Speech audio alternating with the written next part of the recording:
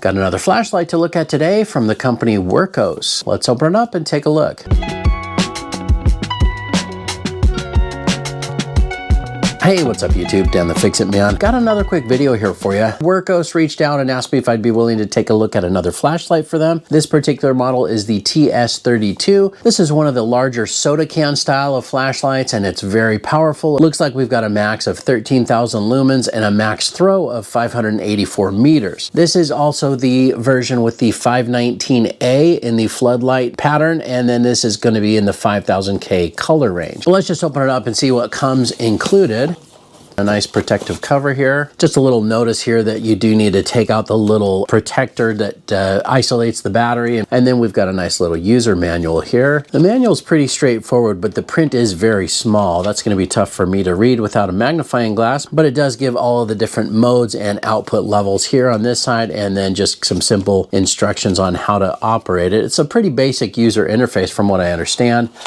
Comes with a USB-A to USB-C charging cable. We've got some spare O-rings here. And let's take the light out, which is really nice that it's protected here with this foam cut out. And here it is. It also has the handle, like the lantern style handle, already attached. It looks like it's just one screw right here. I did read some reviews that said that this comes loose if you're not careful. This does feel pretty solidly attached. I'm not gonna mess with it right now. So let's go ahead and just unscrew the top of the light here and we'll take out that protective battery cover. We'll get rid of that. And looks like we've got three 21700 batteries, Wurkkos brand 21700, and these are 3.6 volts, 5000 milliamp hour. Now, if you look in there, you can see that the body here is machined or cut out for these batteries. Just make sure that you put those back in the way that they were, positive side up. The threads feel nice on this. This is essentially two lights in one, and that's really how you operate it. Let's turn on the front one here first. So that's going to be your spotlight. And let's turn that off, but you can see that that's a really deep bezel there and it's really highly polished. That's going to be the Lumens SFT40 emitter. If we push this other button down here, that's going to be our floodlight. So you can see that's all around the perimeter. That's the 12 LEDs. Those are the 519As. That's what those look like, and that gives a really nice bright flood. When you turn on the flashlight, it gives you the power level, and having all four lit up lets you know it's fully charged. Also, when it's plugged in and charging, you'll see that those will blink in accordance with the level of charge. Also, when you're using it as a power bank or charging something else, you'll also see those indicator lights light up, letting you know what level the battery is at. Now, the light also has low voltage protection. If the battery's voltage is lower than 2.7 volts, the TS32 will turn off automatically to avoid battery damage by over discharge. Now, it does have advanced temperature regulation, meaning that it will reduce the brightness level automatically when the driver temperature reaches 55 degrees Celsius to prevent overheating. It's the IP68 water resistant. Now, it also has reverse polarity protection, which will protect against improper battery installation. Now, the body is 6061 aluminum and the lens is toughened mineral glass. Now, as I mentioned, this is essentially two lights in one, and as far as operating instructions or user interface, it's pretty straightforward. Now, these are both going to be set to group 1. That's the default mode, and what that is stepped brightness levels. Now, the top button here is for the spotlight, which is the one in the center, and if you press and hold from off, you see how that just comes on a really light glow? That's the eco mode, which is 10 lumens. If we press and hold, that will change to low, and low is going to be 100 lumens. If we press and hold again, it ramps up to medium, which is 350 lumens, and then high, right there, that's going to be 900 lumens, and then turbo, double click to get to turbo, which is 2000 lumens. Just to give you an idea what that looks like. Of course, we're going to take this outside when it gets dark, and I'll give you a better shot. So we can click to get out of turbo, and then click it again to turn it off. Now, with the bottom button here, we're going to do the same thing, just press and hold. And you can see that one comes on with an additional mode. They call this one Moonlight mode. That is 1 lumen. And if we press and hold, it'll get into eco mode, just a little bit brighter. That's going to be 30 lumens. Step to the next one, that's going to be low, 300 lumens. It's 1000 lumens at medium. And then high is 3000 lumens. And then here's the highest setting on this, double click, and that's turbo. And that is 13,000 lumens. and then click it again to step out of turbo, and then once more to turn the light off. Now you can also just press the light to turn it on, but then it turns on in the lower or last memorized setting. It's not going to do the eco or moonlight mode. Now these both have strobe modes as well, so a little bit of a warning if you have sensitivity to flashing lights. We can triple click either of these and that will go into strobe. There it is, that's strobe, but you can see that it's using both lights. I'm not sure if that shows up, but that's using both the outside and the inside lights. And if we double click, that goes into SOS mode. And if we double click again, it gives a beacon flash. Again, the strobe or blinking modes, that's either button, the front or the back button, is going to operate the strobe, which is going to be all of the emitters at once. So again, when it's on, you can single click to turn it off. You can also press and hold to cycle through the different settings. So on the spot here, it's going to be low, medium, and high. And then click it to turn it off, or double click to go into turbo. And then with the flood, just turn that on and we can press and hold to cycle through those different levels. So we have 4 levels on the flood, 3 levels on the spot. Okay, now to switch between group 1, which is the stepped brightness changing, and group 2, which is the stepless or ramped, when the light is on, you need to press it 4 times quickly and that will change the group. See how it flashed twice? Now it's still on. Let's go ahead and change the front one here in the stepless dimming. So see, I'm pressing and holding and that drops all the way down, and it flashes once to let you know it's at the bottom, and then press and hold, and then that flashes to let you know that it's at the highest brightness, and that's going to be turbo. Let's take a look at the flood in the stepless brightness settings, or changing that in ramped. So we'll turn it on, and if we just press and hold, you'll see that will drop all the way down to the moonlight. Press it again, and it goes all the way up to turbo, and it flashes that one time to let you know that it's at the highest setting. Now this also has an electronic lockout feature. When the light is off, just press either button 4 times and it will lock the light out. See how it did a double flash there? So now if you try to turn it on, it just flashes to let you know that it's locked. 4 presses again, either button will unlock the light and turn it on. And we'll turn that off. Now I'm going to turn it on, turn that down so I'm not blinding myself. And I'm going to change back to the stepped brightness level. So I'm going to quad click this same button here. See how it flashed twice? Now this should be at stepped brightness. Yep. Moonlight, low, medium, and high. And double click to get to turbo. 1 click gets you out of turbo, and then another click turns it off. Now the other thing that you can do when the light is off is you can jump right into turbo mode just by double clicking either button. As long as the light is unlocked, it's going to get you to turbo. And then if you want to turn it off, if you've double clicked to activate turbo, just click it 1 time and it will turn off.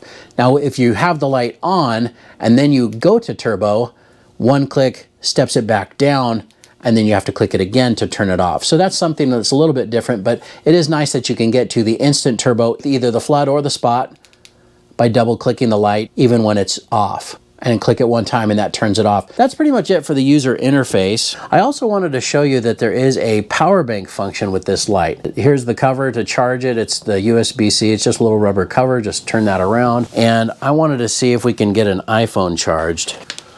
Here's just an iPhone. I'm going to plug this in, and let's plug that into the light. And there you go. Started to charge right away. It says we're at 92%. So that's pretty neat. But it's pretty nice that you can charge your phone just by having this light with you. Now this is a nice big heavy duty light. You can use this of course without the lantern handle if you want to take that off. I like the idea of having that lantern handle, although it does make it kind of awkward if you're holding it with this hand to reach your thumb all the way down and operate by pushing those buttons. It's a little bit of a stretch, especially if you're out walking. I think once it is on, it's pretty cool to have that handle and kind of use that as a search or a spotlight to look for stuff out in the dark. But that's pretty much it. Overall, the feel is nice. The quality seems really good. I'm not 100% sure on the lantern handle. I like the idea behind that, but in real world use, I'm not sure how much I'll love that. I do have a couple other soda can style lights, and I do like them. They do fit really nicely in my hand, but they are heavy, so I can see how this lantern handle might be nice. My pinky kind of doesn't fit on there unless I kind of slide my hand a little bit tighter. I'll play around with it a little bit more and I'll update the video, but right now I'm just gonna wait for it to get dark and then we'll take this down to the park and get some good shots with the iPhone. That shows up a little bit better at night, and then we'll come back and wrap this up. All right, well, we've got the TS32 all charged up and we're down here at the park. I'm using an iPhone now so that you can see the area a little bit better than the GoPro, and I do have just a really small light on the camera so we can see the light and see what's going on. But I'm going to run this through each of the different brightness levels, and we're going to stay on group 1, meaning the stepped brightness levels. I'm not going to change that to ramping, but let's go ahead and start with the front button here. I'm going to press and hold, and that's going to put our spotlight on what they call eco mode, so you can get an idea of what that looks like on eco. And if I press and hold, that is low. I'm going to press and hold again. That's our medium. You can see that that is a very long thrower. It's putting the light all the way out on those trees at the end of this field. I'm going to step up to high, and then we're going to double click for turbo, and that's turbo on the spotlight, just to give you an idea of what that looks like. One click again, and then click to turn that off. Now we're going to turn on the floodlight, and that's the rear button. I'm going to press and hold, and you can see that is our moonlight mode. Really not very bright, but it does put a little light out there. Press and hold, and that takes us up to eco mode. Press and hold again, that's low. There's medium. Really puts a lot of light and a really nice wide pattern. Now that's high, which completely lights up this area, but we're gonna go ahead and jump up to turbo next. Double click that rear button and take a look at that. There's no hiding from this light. I mean, that completely lights up this entire field. And let's press that button again to get out of turbo, and then once again to turn it off. All right, now let's jump into the strobe and SOS modes. By triple pressing either of these buttons, remember that both lights are going to be on in that mode. Just a little bit of a warning if you have any sensitivity to flashing lights. That is the strobe pattern. Very bright, definitely very blinding. Now to change modes, we double click, and that's going to go into SOS. You can even see the spot light out there in the middle of that flood because both lights are on with that mode. And if we double click again, that gets us into a beacon mode. And it's a great way to set up a beacon if you need that. And press it one more time and it's off. Once more, let's jump up to turbo on the flood by double clicking, and you can see that completely lights up this area. Nothing's going to be able to hide from that. We can turn both on at the same time. If we want to, we can double click the forward button to get the turbo in the spot. There it is. We'll get out of turbo there and turn the light off. It looks like we've got a few rabbits over there hiding behind that goalpost.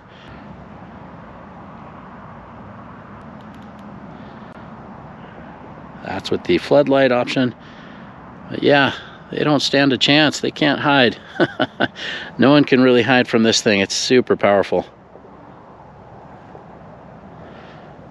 Now you can see here it does have a warning on the back of the light. It says hot, so just a bit of a heads up. If you are going to run that at turbo or some of the higher levels for a while, it will get pretty hot. And I do like the lantern handle, but reaching over and pressing those buttons is pretty difficult while you're holding it this way. So not a big deal, but you'll probably just have to get it to the function that you want and then use the handle and then, you know, hold it with either with two hands or just rotate your hand around to operate it, because otherwise it's kind of difficult or awkward if you're just holding it like this. Your thumb really doesn't want to reach all the way down there. So that's pretty much it. Let's head back to the garage and we'll wrap this up. Well, that's it. As you saw, this worked really well. It's really bright, even able to spotlight a few rabbits. The handle is not coming loose or anything like that. Holding this around, moving it around quite a bit, and it seems like it's on there nice and solid. I really like how simple that user interface is on this. I love the fact that you have essentially two lights in one. Definitely a very nice light. I'm really happy with this. Happy with the performance. As you saw, this is extremely bright. I hope you liked the video. Please give it a thumbs up and subscribe if you don't mind. That does help me out. Just want to say thanks to Wurkkos for sending this to me. And of course, I'll get a link in the description where you can pick up this exact same light as well. Thanks so much for watching and good luck.